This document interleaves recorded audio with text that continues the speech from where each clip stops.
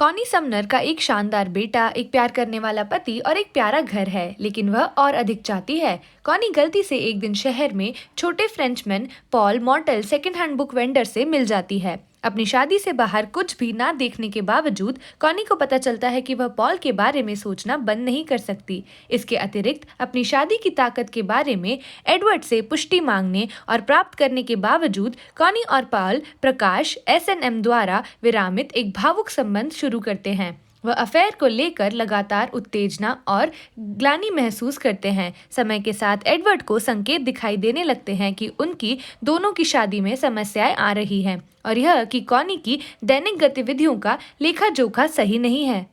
हे दोस्तों, हमारे channel movie reviews में आपका फिर से स्वागत है। आज हम 2002 की एक रोमांचक रोमांस फिल्म अनफेथफुल का पुनर्कथन करेंगे। बाद में क्या होता है यह जानने के लिए वीडियो देखते रहें और चैनल को सब्सक्राइब करना ना भूलें। फिल्म में शुरुआती दृश्य में एक 3 व्यक्ति परिवार को उनके दैनिक जीवन के बारे में बातें करते हुए दिखाया जाता है। एडवर्ड परिवार के पिता हैं, जबकि कॉनी उनकी पत्नी का नाम है। चार्ली को स्कूल छोड़ने और काम पर जाते समय एडवर्ड के साथ उसकी पत्नी भी होती है। कॉनी को शहर की यात्रा करने के लिए एक ट्रेन में सवार देखा जाता है ताकि वह खरीदारी के लिए जा सके। कॉनी ने जो ड्रेस पहनी हुई थी जब वह टैक्सी की तलाश में सड़कों पर निकल रही थी, दिन की स्पष्ट हवा से असहज रूप से उड़ रही थी। वह पॉल नाम के एक युवक से मिली जो किताबों का ढेर लिए हुए था और देखने के लिए संघर्ष कर रहा था। दोनों के गिरने से उनका सामान इधर उधर बिखर गया। पॉल ने कॉनी को फुटपाथों से बिखरी हुई खरीदारी को इकट्ठा करने में मदद की। कॉनी ने उस आदमी की किताबें चुनने में मदद की और उसकी सराहना की। उसने पॉल से उसके लिए कैब रोकने के लिए कहा ताकि वह ट्रेन पर चढ़ सके और घर जा सके। पॉल ने देखा कि कॉनी ने अपने घुटने को चोट पहुंचाई थी और उसे साफ करने में मदद करने की पेशकश की, क्योंकि उसकी जगह कुछ ही दूर पर थी। उसने सहमति से सर हिलाया और पॉल के फ्लैट की ओर बढ़ गई, जो किताबों की अलमारियों से भरा हुआ था। युवक स्पष्ट रूप से या तो एक पाठक या एक लेखक था। हालांकि जब पूछताछ की गई तो उसने एक पुस्तक विक्रेता होने की बात स्वीकार की। कॉनी ने आखिरकार टॉयलेट में अपने बिखरे हुए घुटने को साफ किया। पॉल ने तब कॉनी से एक पुस्तक को स्मृति चिन्ह के रूप में चुनने का अनुरोध किया, क्योंकि वह जाने वाली थी। बाद में वह घर लौटने के लिए ट्रेन स्टेशन पर दौड़ती हुई दिखाई देती है।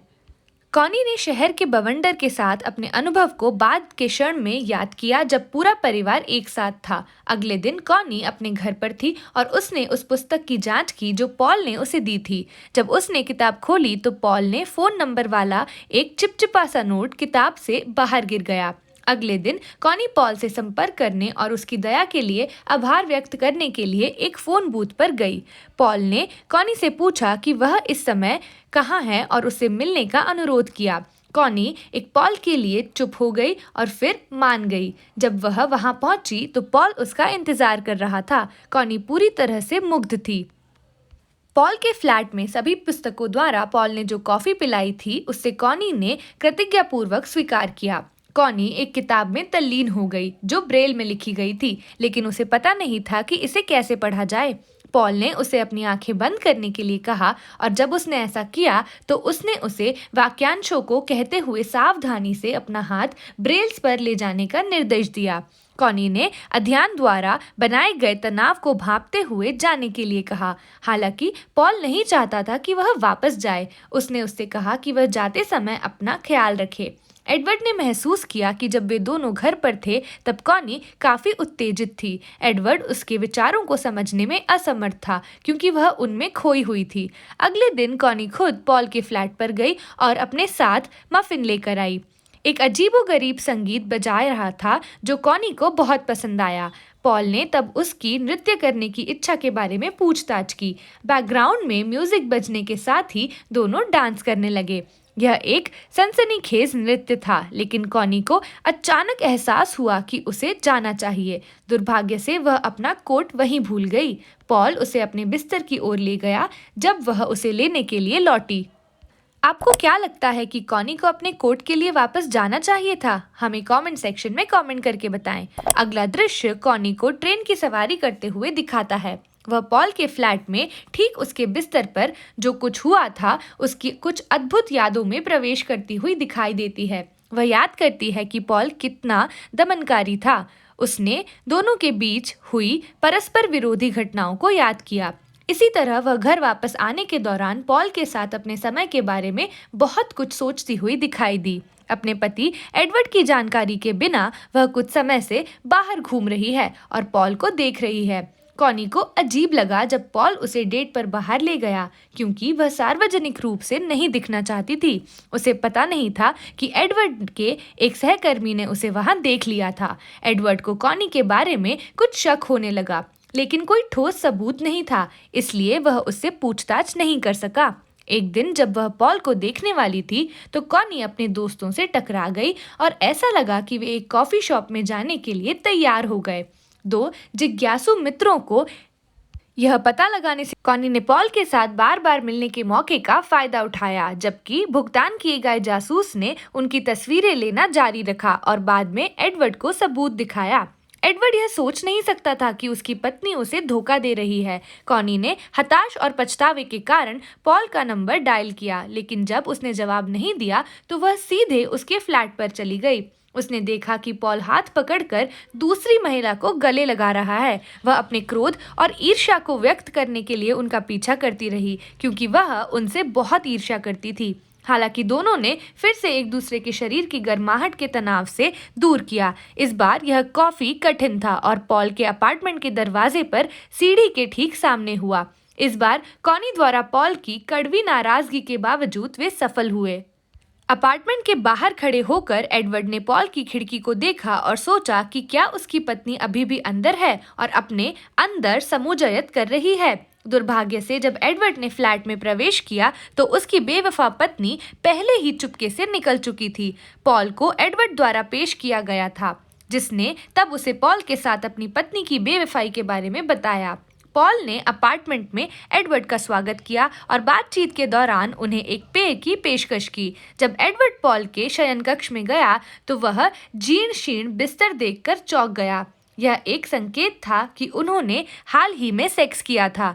बिस्तर के बाहर एक आभूषण का टुकड़ा था जिसे एडवर्ड ने अपना माना था। पॉल ने कहा कि कॉनी ने उसे यह बताए बिना आभूषण दे दिया कि यह उसके जीवन साथी का है। विश्वासघात के दुख के कारण एडवर्ड फूट फूट कर रोने लगा। पल भर में आदमी द्वारा सर पर आभूषण से प्रहार करने के बाद उसकी खोपड़ी से खून बहने के कारण पॉल गिर गया। हालांकि पहले तो ऐसा लगा कि वह अभी भी जीवित है। एडवर्ड को जल्द ही पता चला कि उसने युवक को मार डाला था। उसने जल्दी से जगह साफ कर दी ताकि कोई निशान न रह जाए। पॉल के मृत शरीर को लपेटा गया था और बाहर निकालने से पहले उसकी कार के पीछे रख दिया गया था। फिल्म के बाद के दृश्य में हम एडवर्ड को घर जाकर जासूसों के एक समूह को देखते हैं और कॉनी से पॉल के ठिकाने के बारे में, उसकी जानकारी के बारे में पूछताछ करते हैं। उसने ईमानदारी से कहा कि उसे पॉल को देखे हुए कुछ समय हो गया है। जब एडवर्ड और कॉनी दोनों घर पर थे, पुलिस लौट आई। उन्होंने कॉनी को सूचित किया कि पॉल की मृत्यु हो गई है और वे उससे पूछताछ करना चाहते हैं कि वह पॉल को कैसे जानती थी। कॉनी ने सबसे पहले जांचकर्ताओं को एक कहानी सुनाई कि कैसे वह अपने अफेयर को छुपाने के लिए पॉल से मिली। बाद में उसने अपने और पॉल के अपने पति के ट्रेंच कोट पहने हुए चित्रों की खोज की। वह अचानक समझ गई कि एडवर्ड को पॉल के साथ उसके रिश्ते के बारे में पता था। कॉनी को पता चला कि उसने पॉल को जो आभूषण दिया था वह एक दिन था जब दंपति के आसपास मेहमान थे। वह अब निश्चित थी कि पॉल की हत्या एडवर्ड की गलती थी। आपको क्या लगता है, कॉनी को पुलिस अधिकारियों के सामने यह कबूल करना चाहिए? हमें कमेंट सेक्शन में कमेंट करके बताएं। आगंतुकों के जाने के बाद कॉनी और एडवर्ड एक दूसरे से भिड़ गए। एडवर्ड ने विश्वासघात पर अपना रोष प्रकट किया, जबकि कॉनी ने अपनी गलत बेवफाई के कारण सब कुछ होने का कारण होने पर अपना रोष प्रकट किया। आखिरकार वे दोनों इस तथ्य को नजरअंदाज करने पर ही खत्म हो गए।